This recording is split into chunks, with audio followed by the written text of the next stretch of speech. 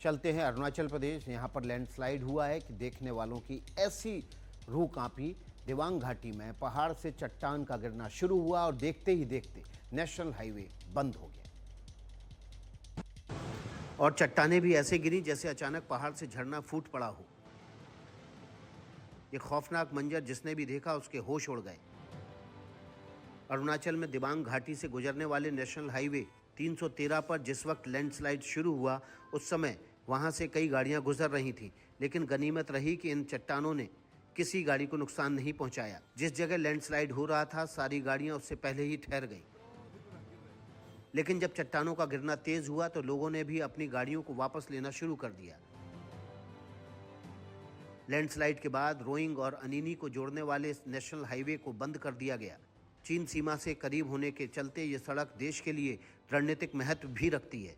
इसके अलावा ये दिबांग घाटी जिले को बाहरी दुनिया से जोड़ने का जरिया भी है। लिहाजा इसकी मरम्मत के लिए हैवी मशीनरी के साथ बड़ी संख्या में मजदूरों को तैनात कर दिया गया है। माना जा रहा है कि इसे जल्द ही खोल दिया जाएगा। उत्तराखंड के चमोली में चीन की सीमा से सटे माना गांव के पास ग्लेशियर टूटने से बड़ा हादसा हो गया। हादसे वाली जगह पर 57 मजदूर थे। इनमें से 22 मजदूरों ने भागकर जान बचा ली। 10 मजदूरों को सेना ने बाद में रेस्क्यू किया।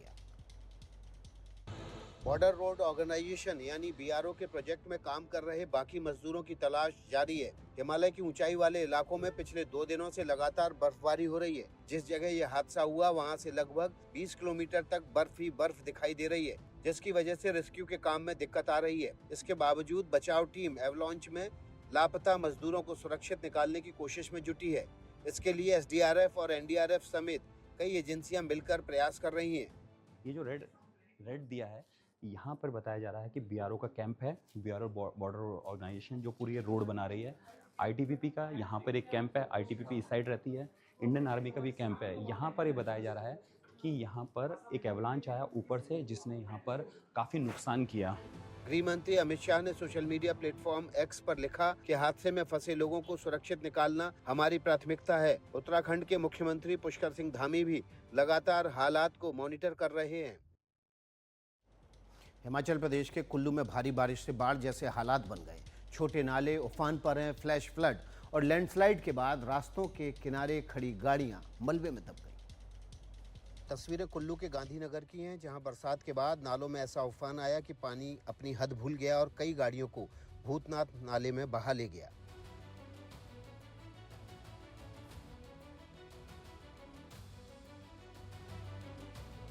कुल्लू के ही गांधीनगर में सड़कों के किनारे खड़ी जिन गाड़ियों ने पानी के जोर के आगे सरेंडर नहीं किया, उनमें से भी ज्यादातर मलबे में दब गई। हिमाचल के कई इलाकों में 24 घंटे से भारी बारिश और बर्फबारी हो रही है। खराब मौसम के चलते चंबा, कुल्लू, लाहौल स्पीति और किन्नौर जिले के स्कूल कॉलेज बंद कर दिए गए।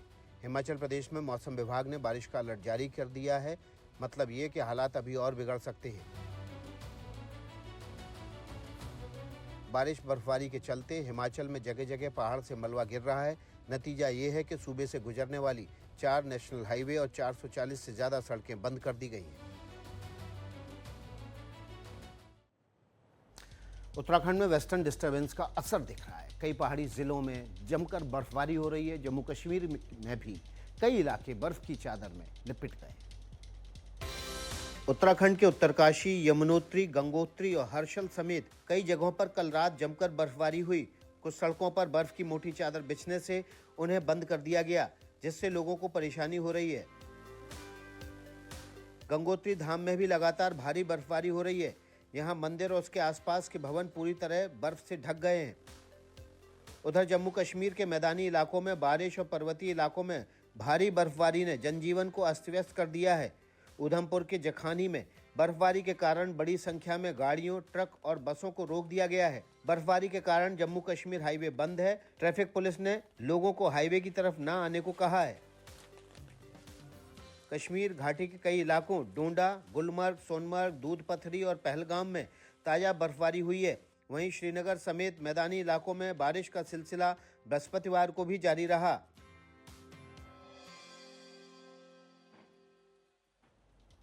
अब बात कर लेते हैं मुंबई की। मुंबई के पास समंदर में बड़ा हादसा हो गया। मछली पकड़ने वालों की एक नाव में भीषण आग लग गई। बीच समंदर हुए इस हादसे के बाद कोहराम मच गया, क्योंकि जब नाव में आग लगी तब उस पर 20 लोग सवार थे। ये सभी लोग मछली मारने निकले थे, लेकिन मुंबई से सटे रायगढ़ जिले के अलीबाग में नाव से धुआं उठने लगा। इसके बाद आग ने संभलने का मौका नहीं दिया। जब तक नाव पर सवार मछुआरे कुछ समझ पाते, तब तक आग ने पूरी नाव को चपेट में ले लिया।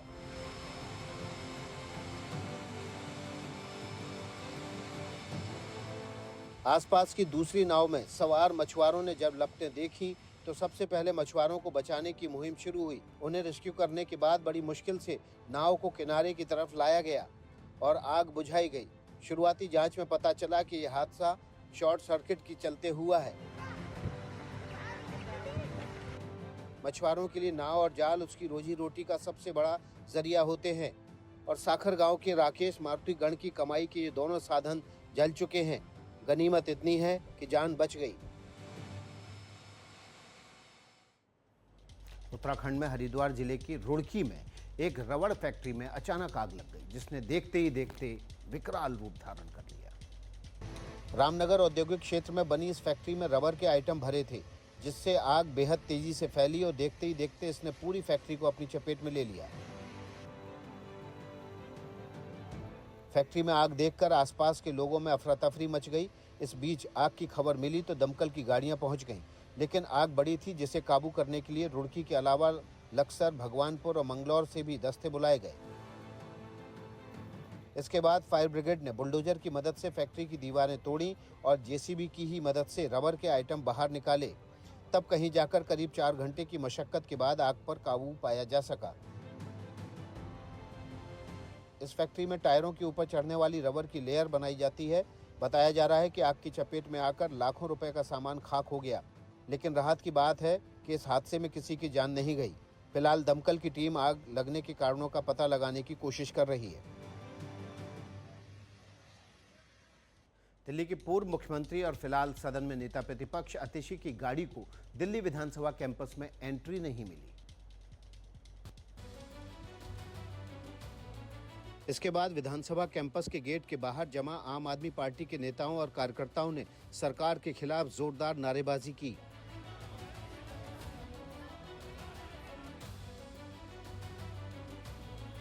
जब हमने जय भीम के नारे लगाए विधानसभा परिसर के अंदर, तो हमें बाहर निकाल दिया। जब पक्ष ने मोदी मोदी मोदी के नारे लगाए तो किसी को बाहर नहीं किया गया। इसका मतलब ये है, भारतीय जनता पार्टी ये सोचती है कि मोदी जी बाबा साहब भीमराव अंबेडकर से बड़े हैं। इसके बाद आम आदमी पार्टी के नेता कार्यकर्ता तय कार्यक्रम के मुताबिक राष्ट्रपति से मिलने गए, लेकिन उन्हें कई किलोमीटर पहले ही रोक दिया गया। आतिशी ने कहा कि ये इमरजेंसी है। ये देश बाबा साहब भीमराव अंबेडकर के संविधान से चलता है, आपकी तानाशाही से नहीं चलता है। दिल्ली विधानसभा में आज हेल्थ डिपार्टमेंट से जुड़ी सीएजी की रिपोर्ट पेश की गई। आम आदमी पार्टी के सरकार के कामकाज पर जारी इस रिपोर्ट में दिल्ली के हेल्थ इंफ्रास्ट्रक्चर पर खुलकर कमियों की ढेर अंबार बात हुई। दिल्ली के हेल्थ डिपार्टमेंट से जुड़ी सीएजी की रिपोर्ट दिल्ली के मुख्यमंत्री रेखा गुप्ता ने विधानसभा में पेश की। दिल्ली में शराब के विनियम और आपूर्ति पर निष्पादन लेखा परीक्षा प्रतिवेदन वर्ष 2024 का प्रतिवेदन संख्या नंबर 1 की प्रतियां सदन पटल पर प्रस्तुत करती हूँ। सीएजी की रिपोर्ट में कहा गया है कि दिल्ली में जब आम आदमी पार्टी की सरकार थी, तब कोविड महामारी के दौरान उसका मैनेजमेंट ठीक नहीं था और केंद्र सरकार से जारी 778.91 करोड़ रुपए में से केवल 582.84 करोड़ रुपए इस्तेमाल किए गए। सीएजी रिपोर्ट में ये भी कहा गया है, दिल्ली के सरकारी अस्पतालों में नर्स और डॉक्टर्स कम हैं, महिलाओं के स्वास्थ्य प्रोग्राम में फंडिंग की कमी है, एम्बुलेंस में जरूरी उपकरण नहीं है, बड़े ऑपरेशंस के लिए मरीजों को लंबा इंतजार करना पड़ता है। इस रिपोर्ट में मोहल्ला क्लिनिक में इंतजामों पर भी गंभीर सवाल उठाए गए हैं। रिपोर्ट में कहा गया है कि कम से कम 21 मोहल्ला क्लिनिक ऐसे हैं जिनमें टॉयलेट तक नहीं है। तो चलते हैं ऑटो कॉन्क्लेव, देख लेते हैं क्या चल रहा है वहां।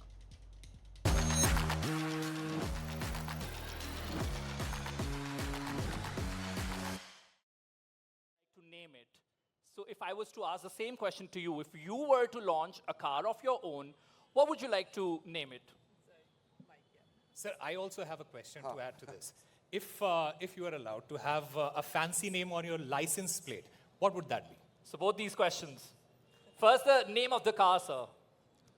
Well, to be honest, I have not owned any car yet, so I have not thought about the name. That's news. And I was always driving my father's car, or later on my wife's car, and now government's car.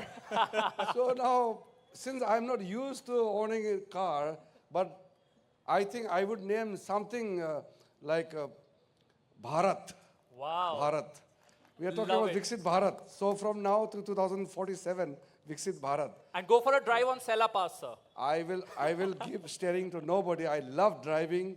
Whenever, because of the security problem, I Yeah. don't get this exciting of driving. So, but I love to drive, and I feel that many of the captains of the industry are here. I look for a car which is good in mountains. This morning also I posted one of my moment driving in. दिलचस्प बातचीत किरण रिजिजू के साथ, जो कह रहे हैं कि उनके पास कार ही नहीं है। चलिए खबरों का रुख कर लेते हैं। अमेरिका से वापस भेजे गए प्रवासी भारतीयों का मुद्दा आज बिहार विधानसभा में भी गूंजा।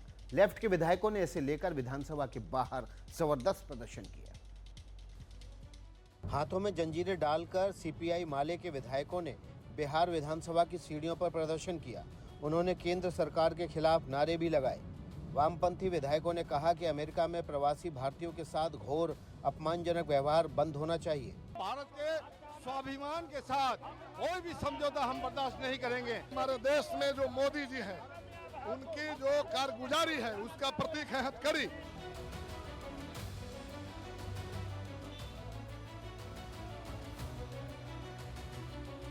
अमेरिका से भारतीयों को जिस तरीके से डिपोर्ट किया गया, उसे लेकर विपक्ष लगातार केंद्र सरकार पर हमले कर रहा है। कुछ हफ्ते पहले संसद में भी ये मुद्दा गूंजा था।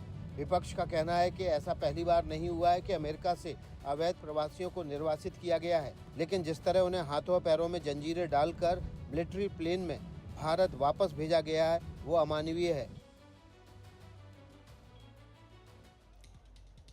बेंगलुरु ने पुलिस ने एक ऐसे बाइक चोर को पकड़ा है जो सिर्फ 3 साल में करीब 1.5 करोड़ की 100 से ज्यादा बाइक उड़ा चुका है। उसकी चुराई गई बाइक्स को एक जगह जमा किया गया तो देखने वाले हैरान रह गए। मूल रूप से आंध्र प्रदेश के रहने वाले प्रसाद बाबू की बाइक चोरी की स्ट्राइक रेट जबरदस्त थी। वो हर 10 दिन में बस पकड़कर बेंगलुरु पहुंचता और एक बाइक चुरा लेता और उसी पर सवार होकर आंध्र प्रदेश लौट जाता। चोरी की बाइक्स को वो 15 से 20 हजार रुपए में बेच देता था। इस दर से अगर 3 साल का हिसाब लगाएं तो वो अब तक 100 से ज़्यादा बाइक चोरी कर चुका था। जो बाइक उसे पसंद आ जाती, वो उसका हैंडल लॉक तोड़ देता। पुलिस के आगे उसने इसका लाइव डेमो भी दिखाया।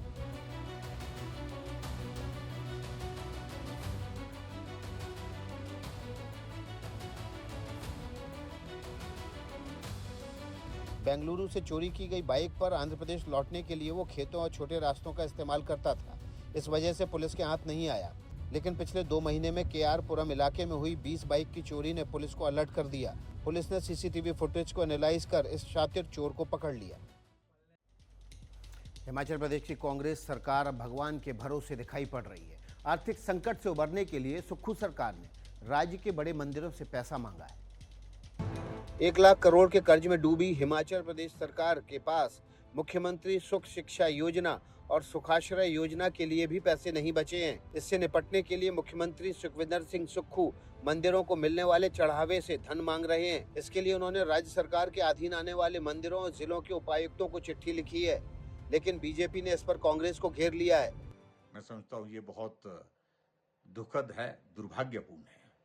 कभी भी किसी भी सरकार ने मंदिर और ट्रस्ट का पैसा लेकर के सरकार की योजनाओं के लिए खर्च नहीं किया है। हालांकि सरकार की दलील है कि अच्छे काम के लिए मंदिरों से पैसा लेने में कोई बुराई नहीं है। नहीं, कोविड के समय भी बीजेपी ने जो है मंदिरों से पैसे लिया था, तो इसमें अगर कोई अच्छे काम के लिए, किसी भी काम के लिए, मैं नहीं कहता खाली सुख आश्रय के लिए, बल्कि किसी भी पब्लिक कॉज के लिए कहीं से भी अगर पैसा उपलब्ध होता है तो उसमें क्या खराब। क्रिप्टो करेंसी ट्रेडिंग के नाम पर हुई धोखाधड़ी के मामले में 2 बड़ी हीरोइनों की मुश्किल बढ़ सकती है। पुलिस ने इस मामले में तमन्ना भाटिया और काजल अग्रवाल से पूछताछ के लिए नोटिस जारी किया है। देश भर में करीब 40 करोड़ रुपए की धोखाधड़ी करने वाले गिरोह के 2 सदस्यों की गिरफ्तारी के बाद पुदुचेरी पुलिस ने तमन्ना भाटिया और काजल अग्रवाल से पूछताछ का फैसला किया है। आरोप है कि कंपनी ने लोगों को क्रिप्टो करेंसी में इन्वेस्टमेंट का झांसा देकर 40 करोड़ रुपए से ज्यादा की धोखाधड़ी की है।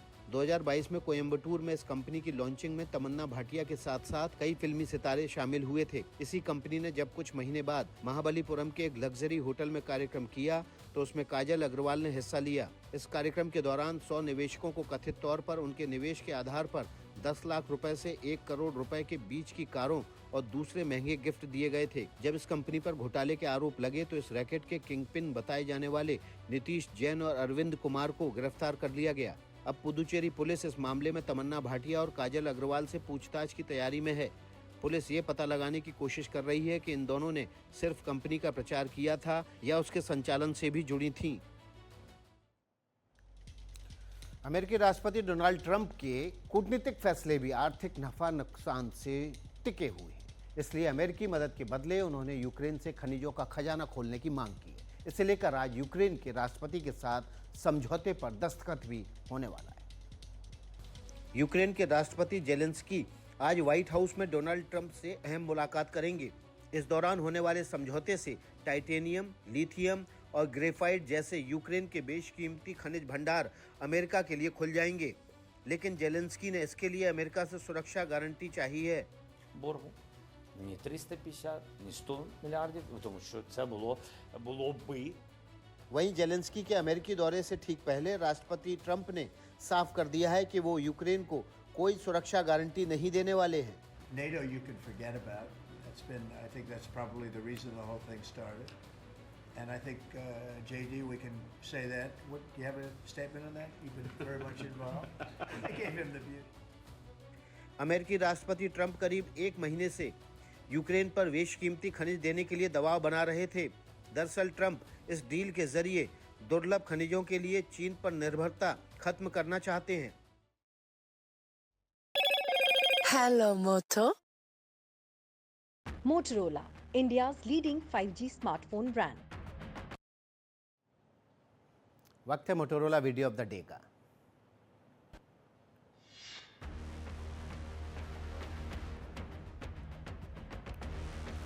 वीडियो गुलमर्ग से है, जहां बर्फबारी ने धरती पर जन्नत जैसा नजारा दिखा दिया।